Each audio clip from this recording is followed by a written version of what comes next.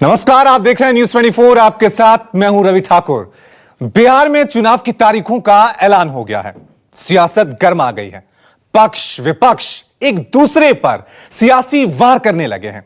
बिहार में इस बार क्या चुनावी मुद्दा बनने वाला है, इसे वोटर अपने अपने नजरिए से देख रहे हैं। हमारे साथ इस वक्त दो उभरते कलाकार मौजूद हैं। हमारी दाईं तरफ है नेहा सिंह राठौर। इनके बारे में आपको बता दें कि पूरे बिहार चुनाव के दौरान न्यूज 24 की टीम के साथ ये पूरे बिहार का दौरा करेंगे। और हमारी दूसरी तरफ है बिहार का एक और जाना माना चेहरा Deepak Thakur, Bigg Boss fame. Bigg Boss में आपने इनको जरूर देखा होगा। दोनों बिहार के जनमानस में हिट हैं। दोनों अपने अपने तरीके से बिहार की तस्वीर रखने जा रहे हैं आपके सामने।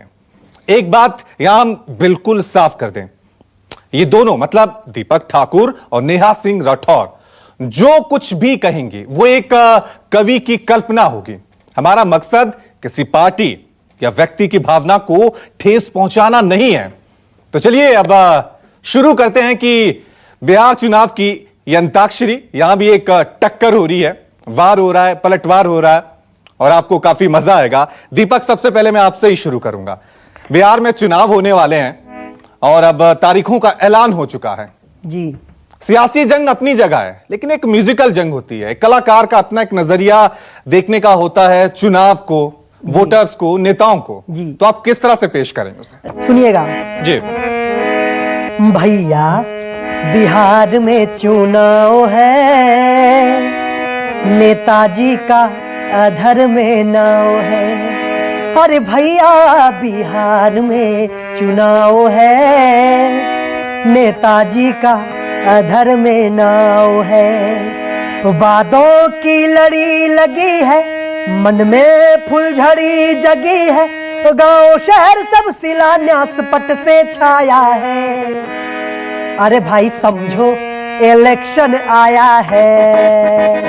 अरे भाई समझो, इलेक्शन आया है। आगे क्या है? कोई करता वादा कि हम पुल बनाएंगे, गली गली सड़कें होंगी, स्कूल बनाएंगे, जिला मुजफ्फरपुर में एयरपोर्ट होगा यारो, रोजगार और साधन का सपोर्ट होगा यारो, नेता जनता के घर पहुंचे, अद्भुत माया है। अरे भाई समझो, इलेक्शन आया है। अरे भाई समझो, इलेक्शन आया है। बहुत खूब, बहुत खूब। नेहा जी, आपसे मैं सीधा कहूंगा, बिहार में का हाल बा, जरा जवाब दें दीपक जी को। आप कह रहे हैं कि इलेक्शन आइल बा, नेताजी गली गली सड़क बनवा दी हन, हाई करियन हाउ करियन। हम बताते हैं, देखिए चुनाव मतलब होखे वाला बा, सब कुछ होखे वाला बा, लेकिन किसानन के बदहाली पे केहू बात करे वाला नहीं है। और किसान का सोचत बा आपके पता बा? मैं सुनाती हूँ, शुरू करिए। भादो आषाढ़ चाहे जेठ के घाम के हो, बूझे नहीं हो, बारहो महीना नहीं करे आराम के हो, बूझे नहीं। भादो आषाढ़ चाहे जेठ के घाम के हो, बूझे नहीं हो, बारहो महीना नहीं करे आराम के हो, बूझे नहीं। खेतवा में रोपनी किसनवा करेला हो, खून पसीना से माटी के सींचेला हो, बद से बदतर बा बिजली पानी के झाम के हो, बूझे नहीं हो, बारहो महीना नहीं करे आराम के हो, बूझे नहीं। भादो आषाढ़ चाहे जेठ के घाम के हो, बूझे नहीं हो, बारहो महीना नहीं करे आराम के हो, बूझे नहीं। घरवा दुआर छोड़ सिवाने में सुतेला, सुते उठे उठे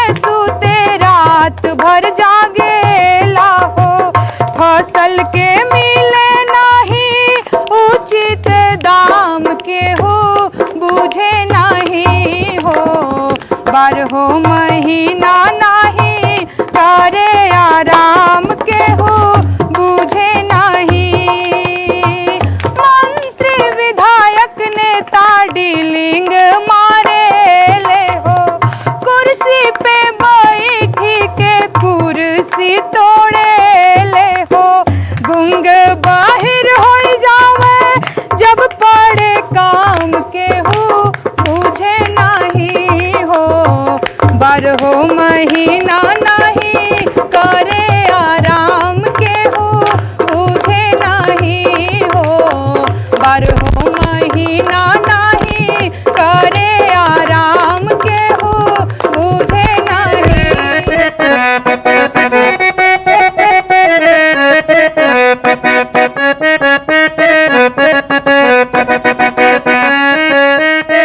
अरे बीएड एमएड डिग्री लेके, बीएड एमएड डिग्री लेके घास गढ़तानी। हालो हालो हालो दिल्ली सरकार, बिहार से बेरोजगार बोलतानी। बिहार से बेरोजगार बोलतानी। दर दर ठोकर खाके भैया, दर दर ठोकर खाके भैया पटरी पे सूतल बानी। हालो हालो हालो दिल्ली सरकार, बिहार से बेरोजगार बोलतानी। बिहार से बेरोजगार बोलतानी। गर्मा गरम ताजा ताजा मूड फ्रेश हो जाला ए राजा, चाय बेचतानी। हालो हालो हालो दिल्ली सरकार, बिहार से बेरोजगार बोलतानी। बिहार से बेरोजगार बोलतानी।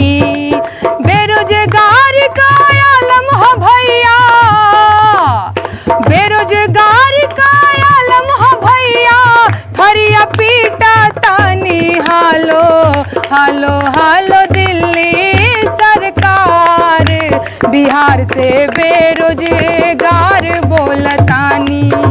बिहार से बेरोजगार बोलतानी। हाँ, बिहार से बेरोजगार बोलतानी। बहुत खूब, बहुत खूब। हमारे देश के नौजवानों के पास डिग्रियां हैं, बीएड, बीएससी, तो इन्होंने तो जवाब दे दिया है। आप जवाब दें जरा। देखिए, इस चीज से हम डिनाई नहीं करते कि रोजगार कम है, क्योंकि फैक्ट्री यहाँ बंद है तो कहां से रोजगार। और फिल्म सिटी यहाँ खुलना चाहिए, लोगों को काम मिलेगा यहाँ पे। हम ही देखिए खुद से अपना कुछ कर रहे हैं, तो ये तो इसमें हम इनके समर्थन में कुछ लाइन ऐड करते हैं। अरे कही के गईले पढ़े जाइब, लेके आइब डिग्रिया हो। अब बाबूजी क्या कह रहे हैं कि बेटा बोला कि पापा बाहर जा रहे हैं पढ़ने और डिग्री लेके आएंगे और खूब नाम पैसा कमाएंगे एकदम। कही के गईले पढ़े जाइब, लेके आइब डिग्रिया हो। अब बबुआ मेरे किए MBA, अब बबुआ मेरे किए MBA, अब चराते हैं बकरिया हो। अब बबुआ मेरे किए MBA, अब चराते हैं बकरिया हो। कही के गईले पढ़े जाइब, लेके आइब नौकरिया हो। कही के गईले पढ़े जाइब, लेके आइब नौकरिया हो। अब बबुआ मेरे किए MBA, अब चराते हैं बकरिया हो। अब बबुआ मेरे किए MBA, चराते हैं बकरिया हो। सरकारी नौकरी के सपना सजवले, सरकारी नौकरी के सपना सजवले। डिबिया जरा के पढ़ले, दिन रात जगले। डिबिया जरा के पढ़ले, दिन रात जगले होखे न बियाह धारे होखे न बियाह धारे पीटता कपरिया हो होखे न बियाह धारे पीटता कपरिया हो अब बबुआ मेरे किए MBA अब चराते हैं बकरिया हो बबुआ मेरे किए MBA और चराते हैं बकरिया हो।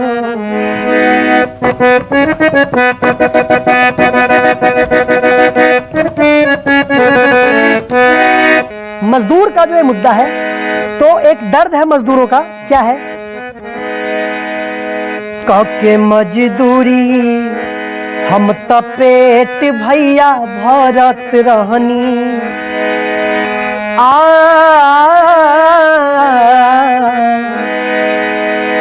काके मजदूरी हम तो पेट भैया भरत रहनी बेबसी लाचारी में हम रोजे रोजे लौरत रहनी आइले कोरोना मुआना नौकरी छूटल ऊपर से आइले कोरोना मुआना नौकरी छूटल ऊपर से बाकी नेताजी तो घूमतानी अपन फॉर्च्यूनर से नेताजी तो घूमतानी अपन फॉर्च्यूनर से कौन समझे दर्द हमार रहे नी दोसर राज में हमारो तो मन करे रहीती समाज में बेटा बेटी संगे रहती छठ या दिवाली में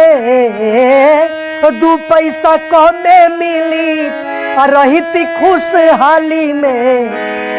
और क्या है, बाहर रहते हैं फैक्ट्री के अंदर सांप छुछुंदर कितना डर रहता है, फैक्ट्री के भीतर सूती फैक्ट्री के भीतर सूती कटावतानी छुछुनर से नेताजी तो घूमतानी अपन फॉर्च्यूनर से हाय नेताजी तो घूमतानी अपन फॉर्च्यूनर से।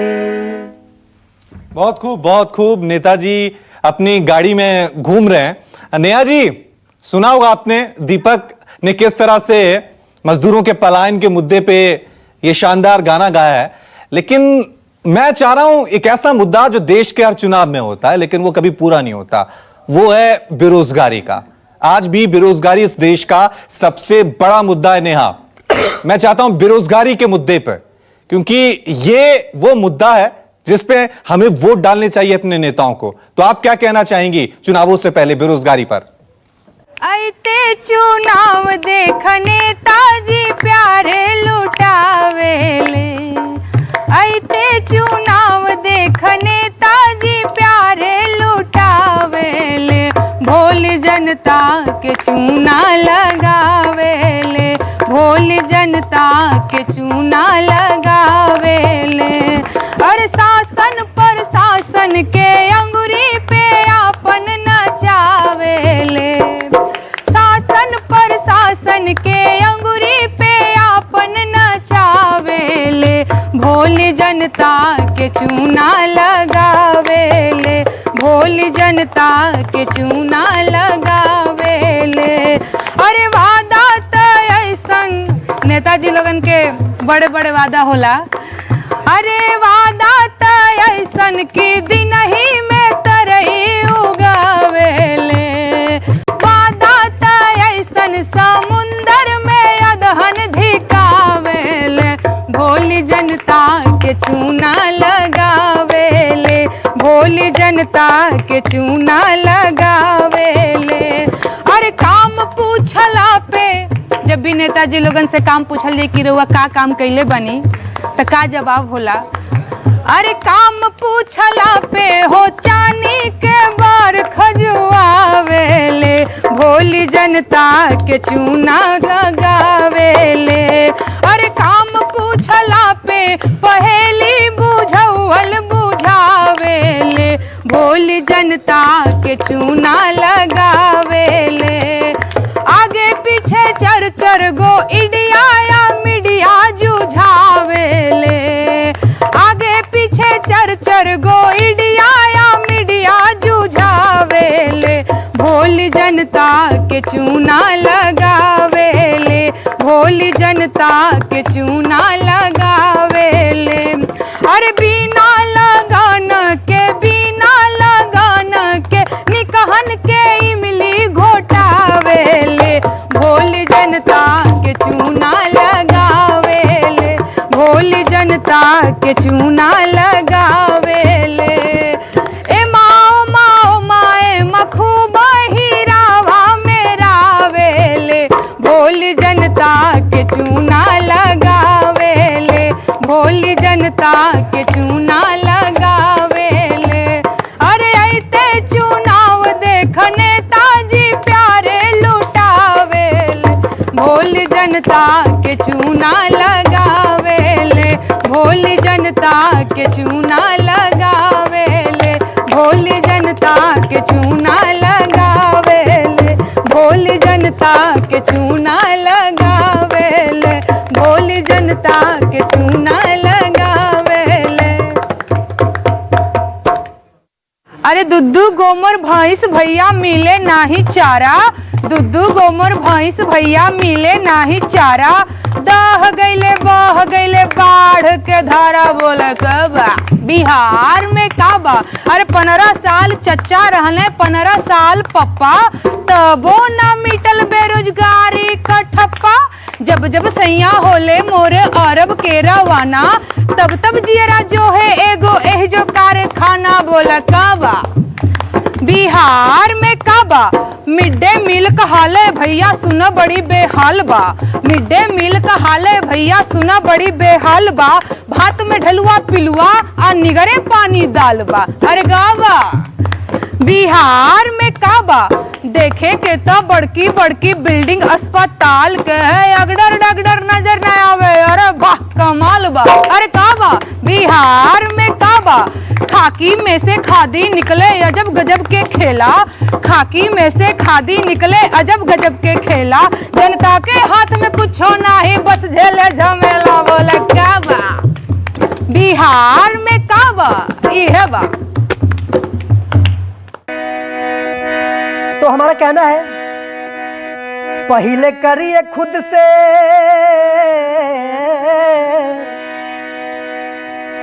पहले करिए खुद से जनसंख्या कंट्रोल बाबू, पहले करिए खुद से जनसंख्या कंट्रोल बाबू, अब फिर चौड़े से करिएगा सरकार को टरोल बाबू, फिर चौड़े से करिएगा सरकार को टरोल।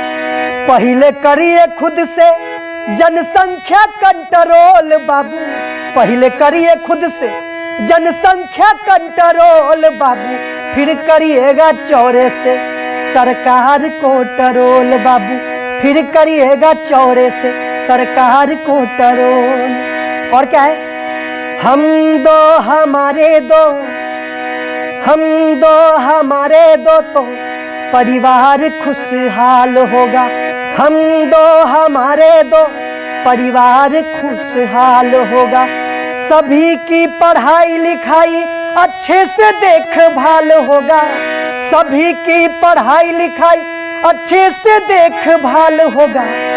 सोचिए बिचारिए, अरे सोचिए बिचारिए इस पे उभरे ओले बाबू, अब फिर चौड़े से करिए सरकार को टरोल बाबू, फिर चौड़े से करिए सरकार को टरोल। बहुत खूब, बहुत खूब। एक वोटर्स को भी अपनी जिम्मेदारी समझना बहुत जरूरी है।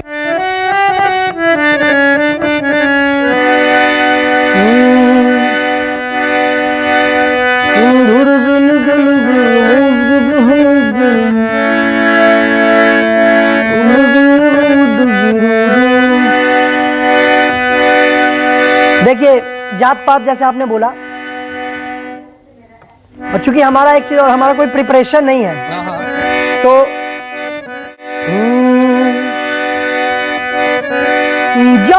पात और लोक लाज की, जात पात और लोक लाज की हर दीवार को ढाहो। मास्क पहन के घर से निकल के अपना वोट गिरा दो। मास्क पहन के घर से निकल के अपना वोट गिरा दो। इलेक्शन कमीशन देखेगा सब, इलेक्शन कमीशन देखेगा सब, जिम्मेदारी उन पर है। वोट हमारा हक है भाई, भागीदारी हम पर है। वोट हमारा हक है भाई, भागीदारी हम पर है। लोकतंत्र की नींव को अपना, लोकतंत्र की नींव को अपना और मजबूत बना दो। सैनिटाइजर लगा के, मास्क लगा के अपना वोट गिरा दो। सैनिटाइजर लगा के, सैनिटाइजर लगा के, मास्क पहन के तुम सब अपना वोट गिरा दो।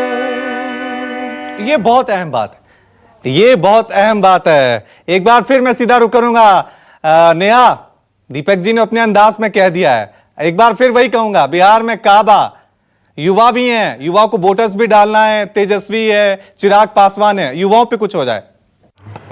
एकाकी एकाकाए चाची चचा, एकाकी एकाकाए चाची चचा, सुना मोर भैया ना।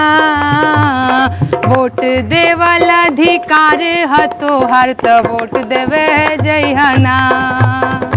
वोट देवल अधिकार ह तोहर त वोट देवे जइहना। नैकी बहुरिया नाया कनिया, नैकी बहुरिया नाया कनिया, तनिको लजइहना। सोच समझ के अकिल लगा के बटन दबइहना। वोट देवल अधिकार ह तोहर त वोट देवे जइहना। कोरोना है, सामाजिक दूरी बनाते हुए वोट करना है।